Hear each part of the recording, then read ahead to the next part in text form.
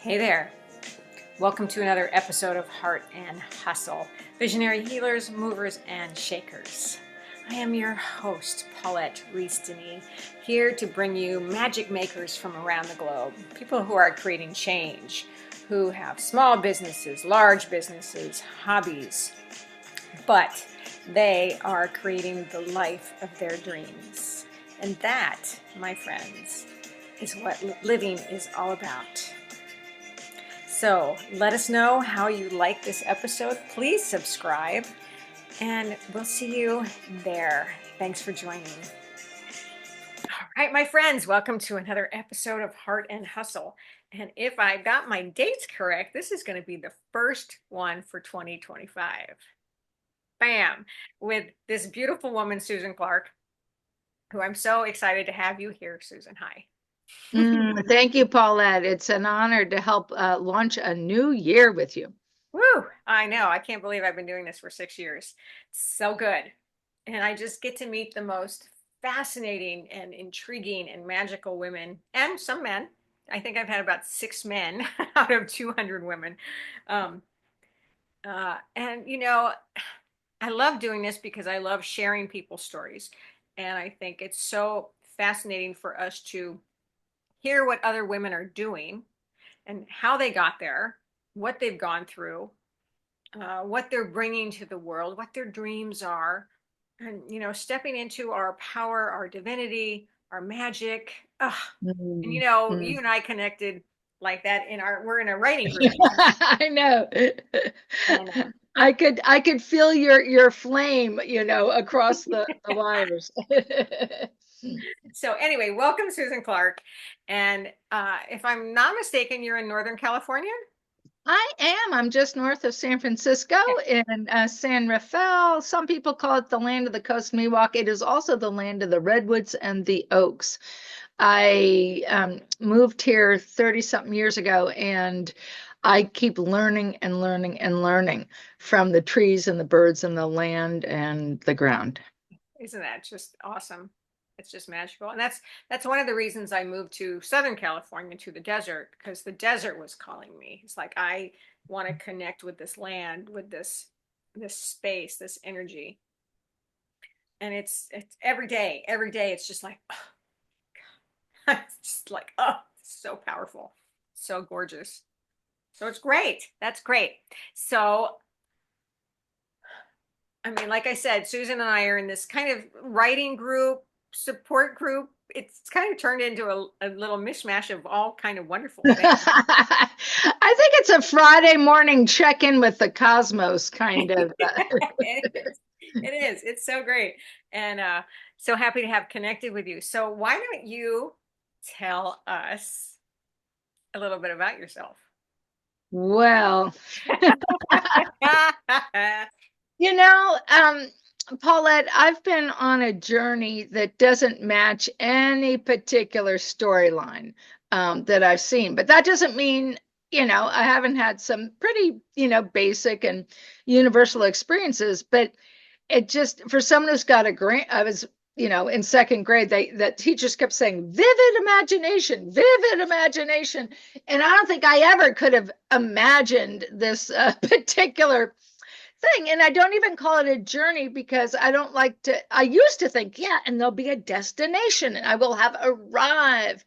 And then, you get to the last third, or maybe it's less than a third of life, and you realize there's not, yeah, we have the leaving the flesh earth body. Yeah, that's a destination, but that isn't even as relevant to me. So I'm going to give you, maybe I'll use this story metaphor.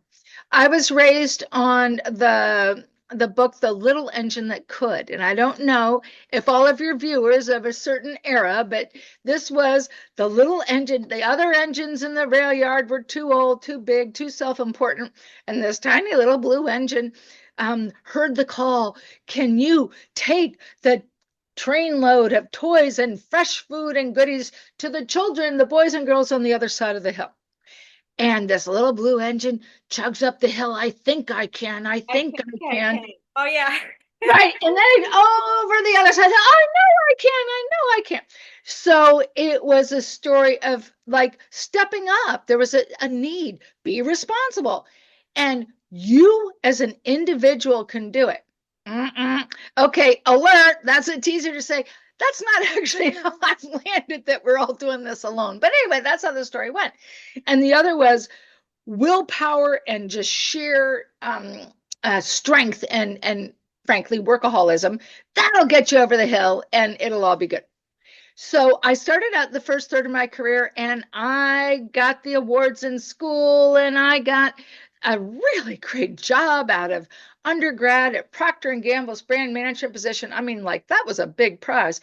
And I went up the corporate ladder, little engine that could, except for if you're actually doing anything in a setting, you quickly realize, no, no, no, I'm doing it as a team. And even in high school, when I found out I couldn't be the lead in the play because I didn't have enough emotional intelligence, I could be the stage manager. I could be the person to coordinate everybody. I don't have a solo voice, but I could be captain of the glee club and make sure, come on, everybody. So I was in an honorary society and they gave us constellation names, and I was the herdswoman. And I'm like, yeah, that's me. And that's why your listeners may be intrigued to know that you and I both have corgis and they're herding dogs, right? And I'm like, yeah, that's my jam. Let's get everybody on the bus. But Paulette, the little engine that could still kind of was on this trip of, well, I'll be the one out in front. So I'll be the star leader and manager. I'm the one getting featured in the magazine article. And then here's the 25 people behind me that made it possible, right? Well, it was so lopsided. And then, I got into a job where I didn't have 25 people making it happen. It was just me because they thought it was all me. And I'm sitting alone in an office in a job that wasn't a good fit. And all of a sudden, all this stuff about, my God, she's such a genius and she's so great. And look what she can make happen. No, without the whole collective of people of different Yes. talents and skills and all of that thing that the herdswoman could do. Oh, I'm great if I'm in the middle of the choir, but don't put me in a room all alone. But that's what they did. And it was harsh. It was harsh because it really it was an excellent early existential crisis because any BS about special, look at me. I'm like, oh, we got over that. And so it was never going to be about the individual. So then I'm like on a journey. Well, where are these collectives of people doing good things? And I went into social marketing. We'll work together to reduce cigarette smoking. We'll go work together to reduce HIV transmission, that kind of thing. Oh, improve healthy eating, get the corn syrup out of kids' bellies that was causing the obesity epidemic. Good causes. Because my flame burns bright with that kind of cause. So I'm trying to find the teams, and then I move into the civic sphere. And there's more to the details, but I don't know if you came across the children's book. I have a one daughter living and one daughter in the heavenly realm. And the living one, we read a book called The Very Hungry Caterpillar. And that's where the caterpillar goes out and eats this and that and the other thing. And it was eating healthy things until it ate the pepperoni pizza and the lollipop and everything, and then it has to go away and digest it all. And I feel like, and then of course it turns into a butterfly. So I spent the middle part of my career like the very hungry caterpillar. And I'm like, well, I'm going to do this project with people over here, and we're all going to transform to this beautiful, caring, we're going to make the world better. Paulette, what do you think happened? Did it really turn out that way?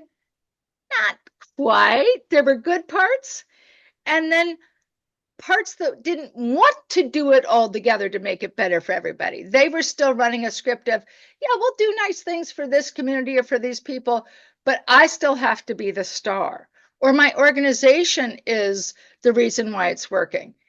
And I kept coming across projects, but the people they're trying to help actually were essential in being peer-to-peer helpers. And in fact, the projects that were really good is the people who they were extras in somebody else's script. Like, we're the helpers and we're helping those needy people over there. But the needy people over there had all these gifts and talents. And if you kind of magically bring them into the picture and don't make them extras in the story of me, and you let them all be, it's this big group thing.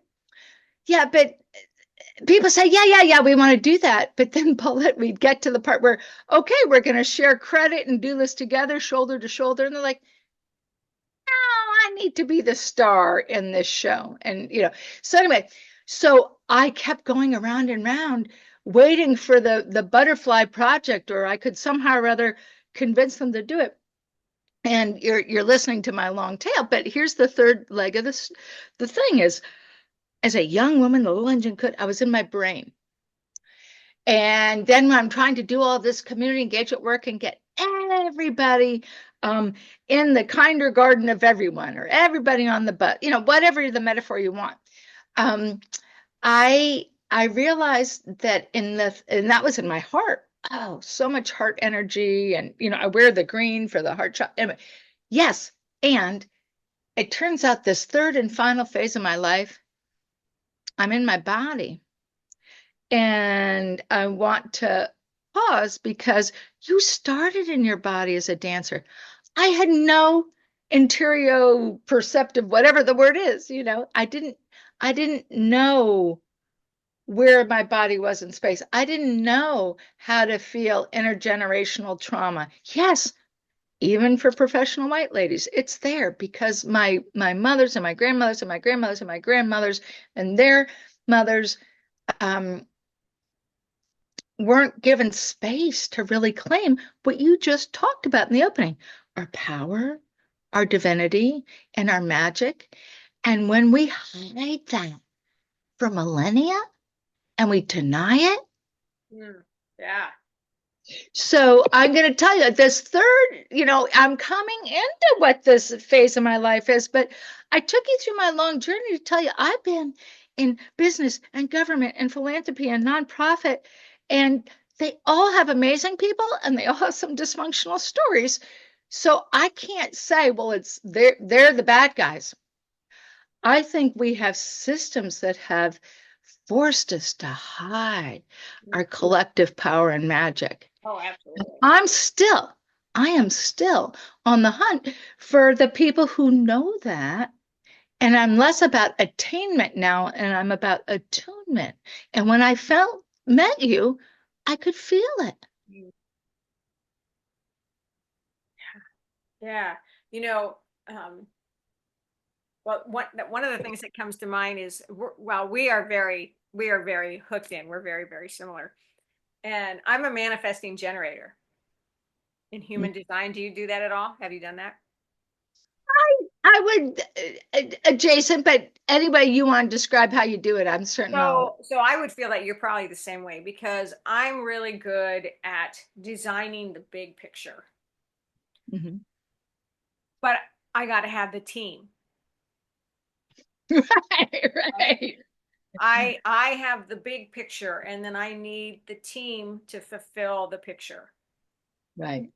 And that's what they're there for. That's their purpose. That's their joy, their excitement, their creativity. And I can't do that. I don't want to do that. I want to develop this thing. And that's what I've done. Like with my dance company. I've developed this thing and now I have this beautiful tribe of master leaders and master teachers that I've trained so that they can live their passion, their fulfillment, and bring joy to even more. Yes. The ripples. Absolutely. It goes down, down, down, down, down. You live your life inspired and in magic, and you inspire others to live their life that way. So, what's interesting is that I've always been in the art world and you've been in the corporate world. Hey. Which actually blows my mind because I almost have no concept of how that. But now you run I just lost the I name of it. have a small, you could call it a consultancy, although, it's not my favorite noun. We don't really have a thing for it, but I have a small organization which has really been a vehicle to satisfy my curiosity in the world. And it's called Common Knowledge. And I've used this for a long time. And my curiosity used to be, oh, how can we get more people to vote? And people are like, well, they're apathetic. And this is not partisan. This is so far away from red and blue and the two sides. No, we did a whole thing where we just asked people, what do you care about in your community? Mhm. So part of my magic in the world is shifting the question. So instead of, why don't you vote? Or let's get outraged, or inviting people in with that kind of energy, we Mhm. just ask, what do you care about in your community? And the people who everybody else assumed were apathetic, or, oh, they're so poor, they have 3 jobs and, they can't be bothered. Doesn't matter. I have yet to meet a human being who doesn't care about something in their community and wouldn't want to contribute to change. So we started doing the voting thing, and then come to find out that, as you well know, elections have gotten, the election season used to be this long, and now it's 3 out of 4 years. And my seed research, using all those qualitative skills that I learned in consumer and social marketing, what do you want? And people said, we want to be able to have conversations with people different than ourselves. And we don't want echo chambers. We want to learn from each other, not from experts, not from those what's happened to our media. And of course, as you know, in the 30 years since I started doing this work, access to nonpartisan information has shrunk. Access to people being able to hang out with folks who are different, that shrunk. And so the very things that we thought were like, well, this is pretty straightforward. And it used to be, you might have heard, politics makes us stupid, but now elections make us stupid, because we're getting fed all the misinformation. So there's an education piece, but my work in the world is engagement. What kind of conversation, what kind of activity am I inviting you into? And I wouldn't just say, hey, let's come talk about, making the park better. But although I've been a Parks and Recs commissioner, I've done a lot of things. But instead, to listen first to people's starting points. What's working well for you? What isn't? And then find, because I use my ears, I've got pretty well tuned ears, to find a conversation where the people who think, well, they're different than me, they're my political opponents, they're this, they're that. We don't invite them into a debate. We invite them into a conversation about something that I'll care about in the community. And Paulette, it's like a friggin' religious experience. People will come up to me with tears in their eyes afterwards because they said, I didn't know my community could be like this. And back to energy, because it's all is ultimately about how energy flows. When people feel like they have to prove or defend something, they're using so much energy to protect and defend. And if you can create an environment where there's no immediate decision, there's no need to prove, you're just all being invited to contribute your point of view, your lived Oh, experience, to improve. So instead of proving, we're all just bringing what we can to improving this thing. You oh know, my God, I love that. Not proving, but improving. That is fantastic. it's That's a bumper really sticker. it's really that simple, but it's just it's a delight and a joy. As you said, you with the dance company or the manifesting, I have been blessed. It's not me. It's me knowing that if you create the right conditions, people will show up Yes. Yeah. with their fuller heart and their hands. And I mean, I always say this, and I'm sure you say this and heard this a million times too, but uh, and especially with women, I'll say that because that's what I predominantly work with, is that we want to be seen and we want to be heard and we want to be part of something. And but yes, and I think all humans, men and women, really do long to be part of something bigger than themselves. Mhm. The thing is, are you being invited to be a fan or a supporter of one Super Bowl team versus the other. It's still a sides thing. And we have, just as I mean, my parents were young and right smack dab in the middle of World War II. So this whole idea of war, sides, teams, military language, we just go there all the time. That you listen to the sports news, they crushed, they killed, and you are a word person too, among your many creative gifts. And it's like, I literally tune my ears differently. So yes, people want to be seen and heard, but I think this be heard where it's like, well, I'm going to be on my platform with my megaphone, and I'm going to be over here on my platform with my megaphone. That's People want to be heard, but they also want to be able to hear each other. And when they can hear that somebody else cares and they're not an opponent, and that, oh, the person I thought I had to defend against cares about the same thing. My work is about listening together, creating spaces for people to listen together, not only to themselves, which is huge. You need space to listen to yourself in conversation with other caring people, but to listen to what emerges from the whole. So that's really, you remember I said little engine, now that's too individual and too linear. The hungry caterpillar is like this one caterpillar is eating everything. I'm guessing if I had to say, well, the third phase of my life is about the story that we need to write together. Mm-hmm. By listening together what we all care about, and then you say, well, I can do this, I got that, and then it's the blend. Yeah. And to be in that non-competitive circle. Well, I want to ask you about this because we may be of a similar genre, but when I did start out in corporate, um, there were some women who had battled their way in before me, and then by the time I got to that Procter and Gamble training thing, it was half men, half women. And it happened really fast. Like the year before was 2/3 men, 1/3 women. And the year before that was 1/4, three. Anyway, so I'm in the first class and I'm looking around. It's half women, half men, not up the chain of command, but looking at my peers in the training. So there was a part of me like, well, we've arrived. But the only sort of way we were told is, well, you got to act like the guys. And so we wore our bow blouses instead of ties.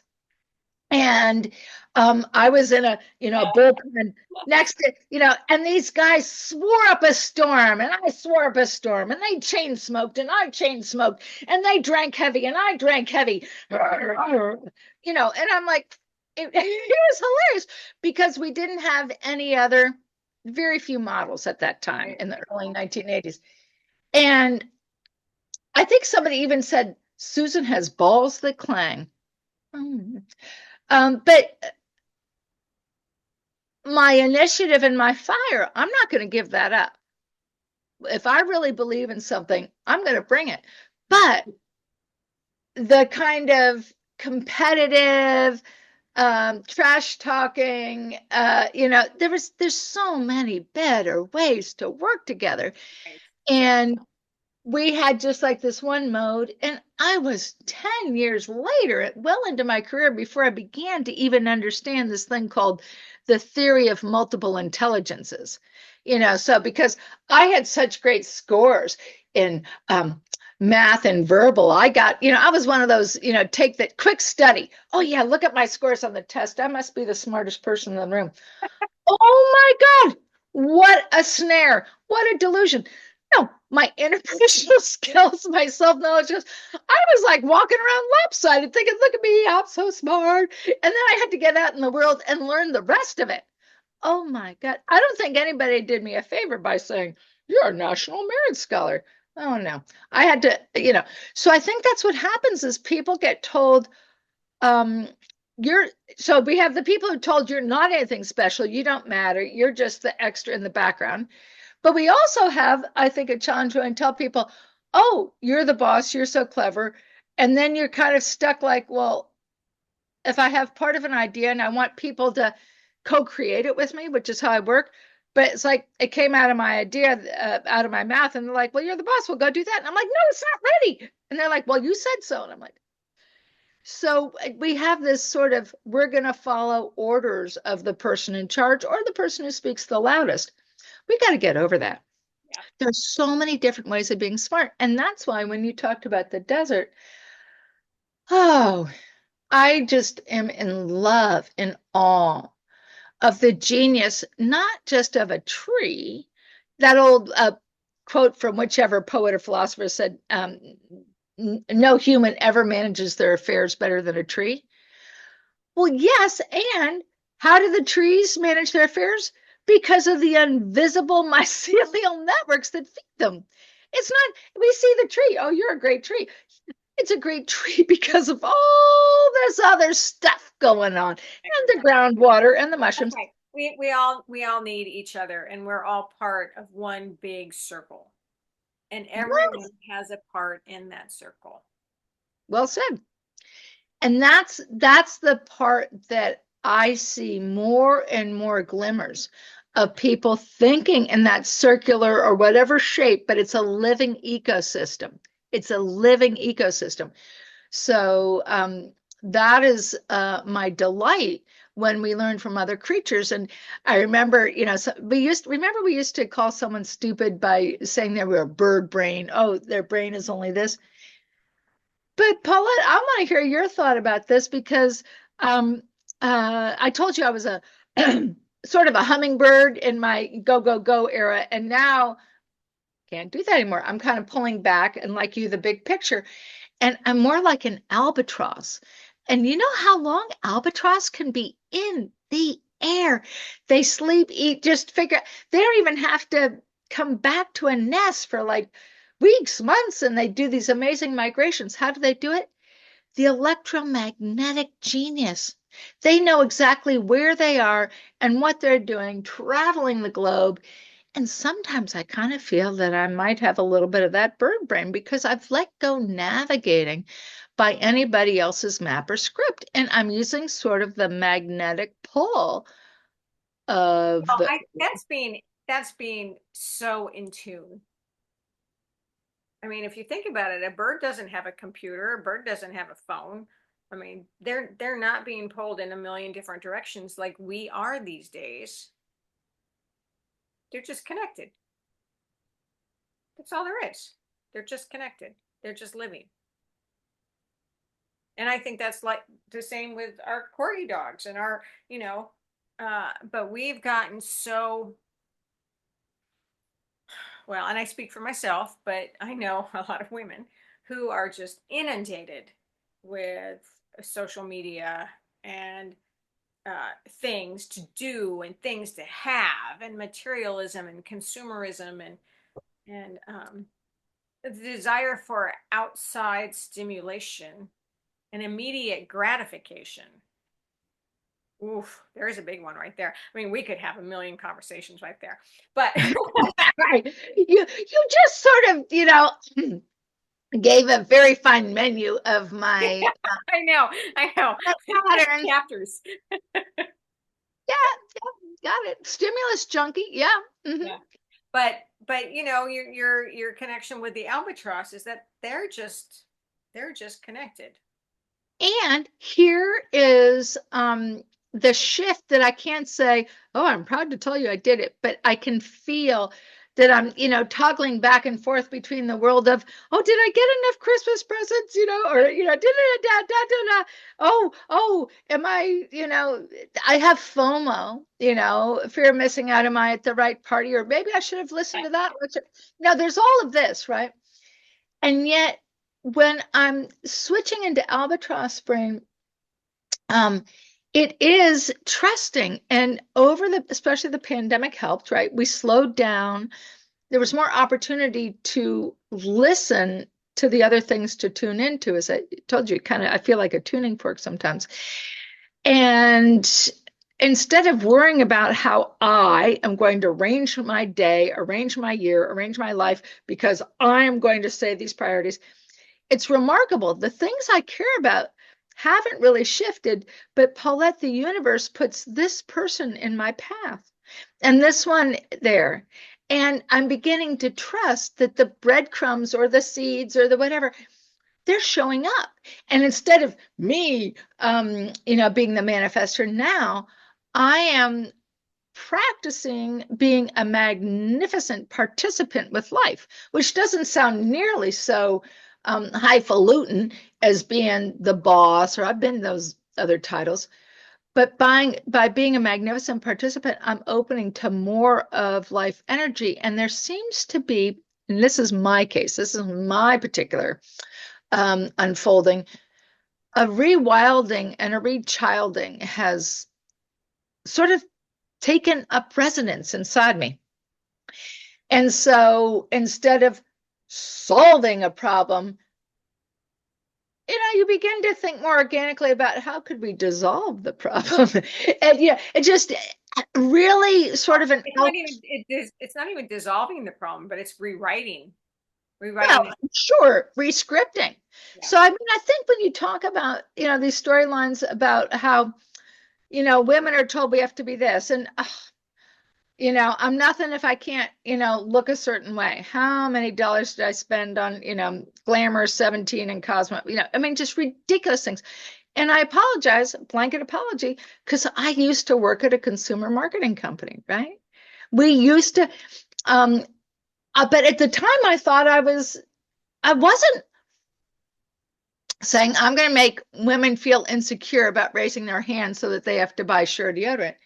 I thought, oh, we're selling more products so that we can have enough jobs to keep that plant in North Carolina open. And I think the ambiguity of saying, it wasn't a bad thing to try and do the best job I could in that job and make the jobs and help, do some innovations and cool things over here.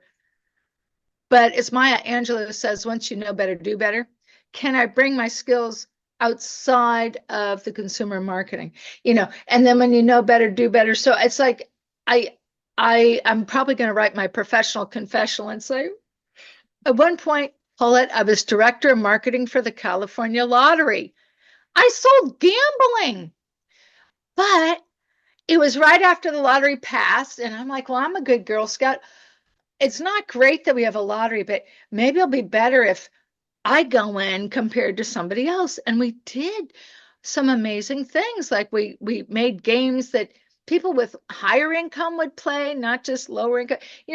We were trying to, in our own little way, clean up the industry. But my naivete is amazing because there were people in the industry who didn't want me and my team to come in and change. So Little Red Riding Hood.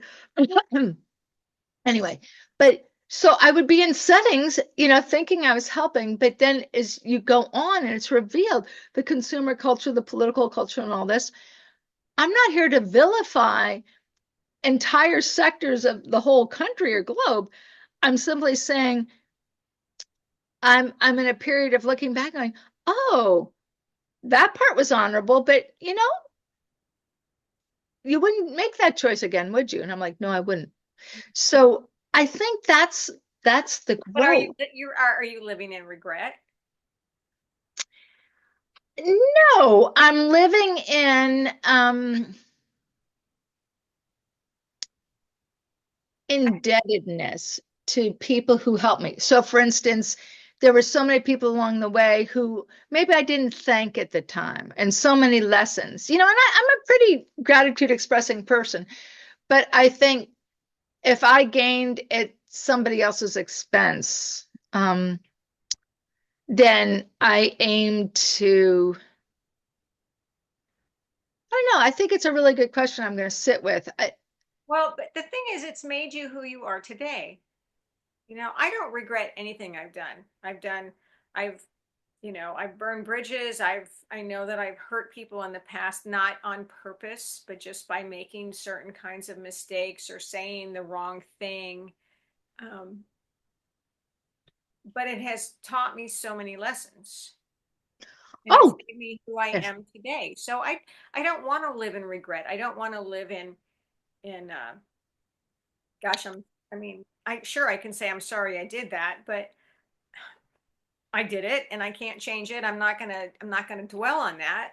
But No, I think Paulette, it's more it's not regret, but it's I like to think I'm an original thinker and a little off any chart, but I am also a product of the era. Mhm. So if, for instance, when I grew up, we smoked, and even though the Surgeon General warning was getting put on the packs, we didn't take it seriously, right? And And we were invincible back then. right.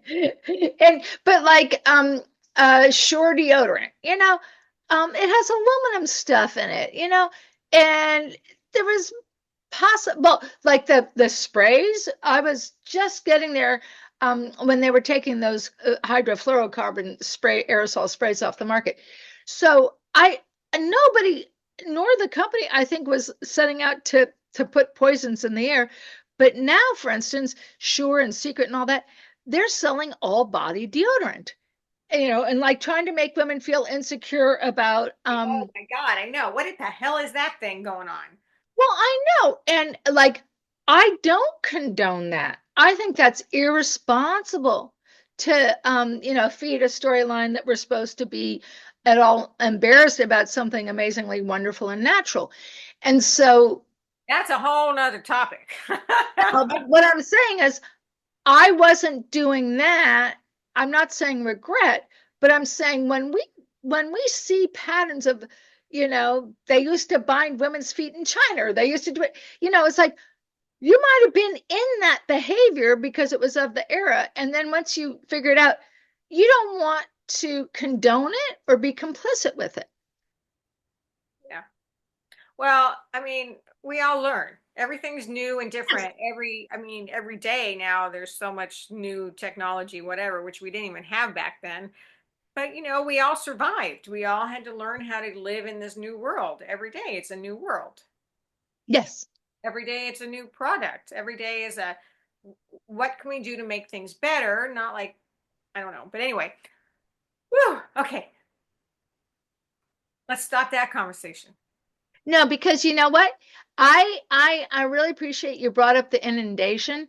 And for me, for someone who, ADD or whatever, and they're running around and trying all these things and, keep listening for new things. When I tune into my inner self, Right. And that's exactly what I want to talk about right now. It's like, okay. okay, what do you do, Susan, to take care of yourself? Mm. I love talking about, everyday rituals or how do we, feed ourselves and nourish ourselves. And so what do you do? Well, I know you walk every morning. I do. I spend a lot of time outdoors. I think it's not like I can tell you my snappy regimen, but I would say I do have sort of a little, if I get overwhelmed, I keep reminding myself, and I come back first to breath, body, blessings. I make it all alliterative so I can Oh, I remember. love that. Uh-huh. And I'll tell you about it. Breath, body, blessings, and then focus, flow, and follow through. So those are my BFFs. So by B's and I'm adopting your BFFs. so of course breath, is the beginning and end of life. But I don't know about you, Paulette, but people are like, take a deep breath. And I don't even take breaths anymore. I share a breath because the whole point of breathing is I breathe in, the trees breathe out, they breathe out. It's like, and so for me, the trees and the plants and everything, we're breathing buddies and we're so intimately related. And then people are like, take the breath. And you probably know well, the actual magic of the breath is on the exhale because that's when all the juicy, wonderful things that we bring in through our nose and we filter it and it comes down our body as we're exhaling is when the beautiful nourishment of every cell happens. So the exhale, we say, oh, inhale the breath and exhale the bad stuff. And I'm like, we tons of ways to release the bad stuff, but the exhale is actually the juicy communion of divine air and the divine body. So that's breath. And then you have lived being inside your body. But for me, it's almost like a new love affair because my poor body, I drug it all over. And it was like, yeah, the engine that had to do the bidding of my brain. And now, oh, it has less mobility and it's got some stuff going on, but we're talking in a much more intimate way. And for anybody who's got aches and pains, now I'm like, oh, my nervous system. It's like, we really would like you to, stop going up this hill right now. And I'm like, okay, I hear you. And then they're like, no, we're gonna be very creative. And no, I'm like, oh, you haven't done my left shoulder bit. It's just hilarious. We're like an old married couple, but I'm like respecting it and appreciating. I don't know if that makes any sense. So it's moving, and there's, so I am certified as a yoga and meditation teacher, which might be surprising. But the qigong, the dance, I find the fluid motion. So I've stopped using any language that makes me, put my body in the machine. What's your performance? And all the machine language around body. And I don't use machine language for the brain. It's like, well, let's deprogram ourselves. It wasn't a computer to begin with. It's this exquisite, organism. Anyway, so brain, body, breath, body, and then the blessings. We all know the beauty of gratitude, but I think what you might have alluded to is I was raised to only look at the positive, but then the negative comes up. So for me, the blessings are just as you pointed to, the blessings of the lessons, even the losses, even the whatever.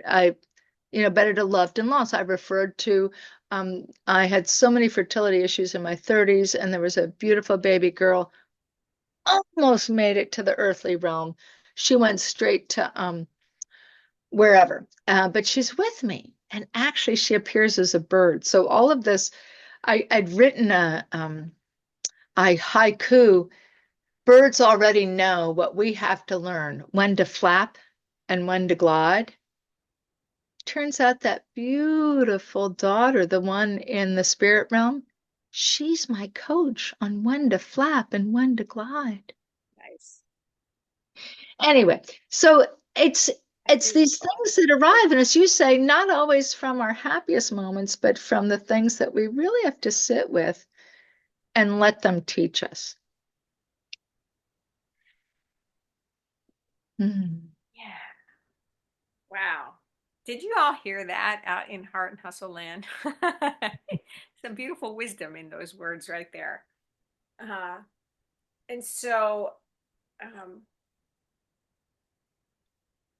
okay, I know we gotta wrap this up here, but tell me a little bit about, so how are you, or what are you writing? What's are you working on a project or? Yes, what am I not working on? I would say there's many pieces to it, but I think the part I'd love to share with your listeners is early in 2025, I'm going to be putting out reflections about what I was given as a young woman from my family, from the social mores, from the professional and academic and all that, and kind of what I've been giving back. And you could call it the unlearning, the unbecoming. And I have many fun names. One of them's Manu Rescript, so rewriting the script.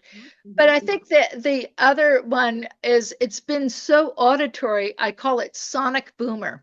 Sonic Boomer, and the echo tones. So I would invite people to come look, and part of it seems like it's wordplay, but it's really listening again to more levels. So instead of like, we only have one melody line here, it's the chords. And I imagine people, even if, the way I got moved in the world doesn't match, there might be something that, they could harmonize with. So look for Sonic Boomer. Hey, I'm excited.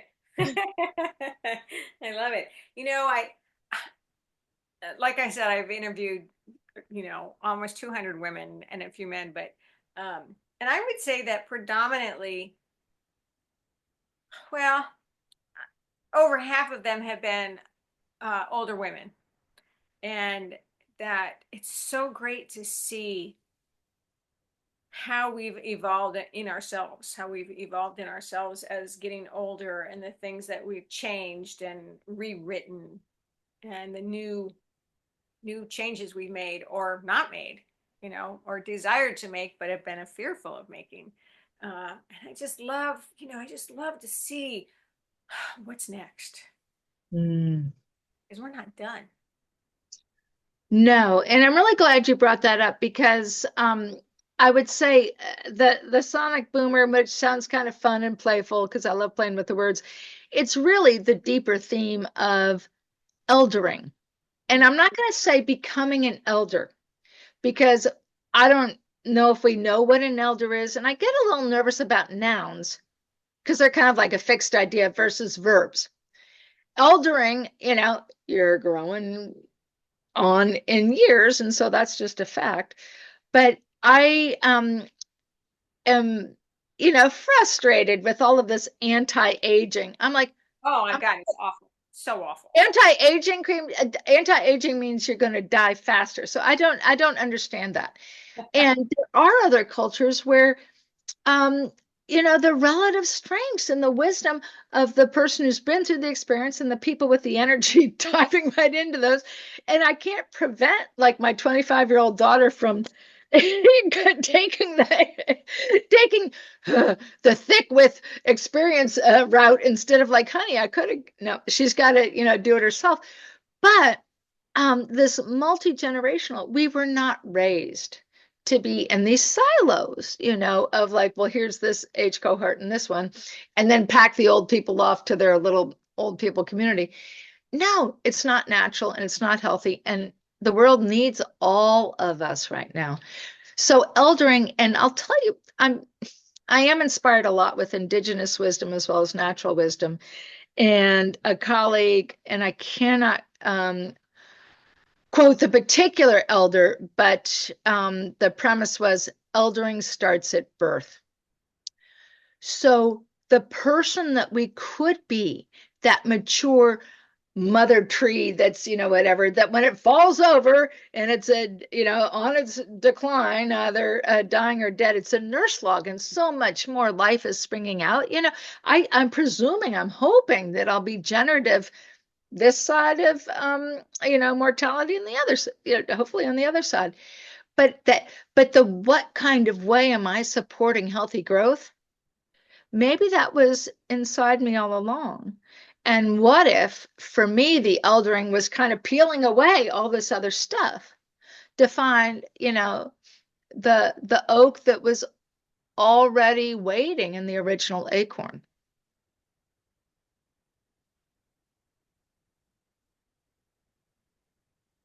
Yes. Bam. Oh my goodness. Oh, well, again, and what I love too, I mean, we keep these little conversations short, but I also love the fact that, oh my God, we could just like talk for the next 10 hours. Well, then you know what? I will thank you for this opportunity to be in beautiful, energetic exchange, and I'll invite you over to my Zoom, and we can keep the conversation going. Right on. Right on. All right, my friends. Thank you, Susan, so much for being here. And what a, I mean, I know you're not done. Just talked about that, but what a fascinating journey you've had. And to get where you are today, right? That's what we just talked about, with no regrets, maybe no regrets, but to, so many things make us who we are. And And we then, contain multitudes. yes. Oh my God, yes. Oh, I've had lots of lifetimes in my lifetime. I can feel it. So much liveliness in the air. Paulette, thank you for the wonderful conversation and the chance to be part of starting the new year with I this know. kind of So exciting. vibrational energy. So exciting. It's going to be a year. It's going to be fantastic. We're going to make it that way. Hooray.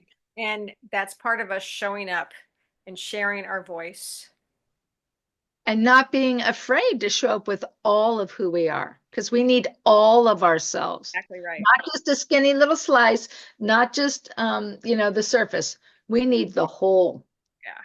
And that's so much part of my coaching philosophy is participating in not only your well-being, but in your life and making life how it can be and how you desire it to be, and showing up as women, empowered, magical visionaries, healers, movers, shakers. That's what we're talking about here in Heart and Hustle Land. And I am Paulette Rees-Denis, and I am your movement motivator and your magic maker and your lifestyle coach, sharing these beautiful women and stories with all of you, and many blessings as we continue to move forward. Mm. Thank you for being here.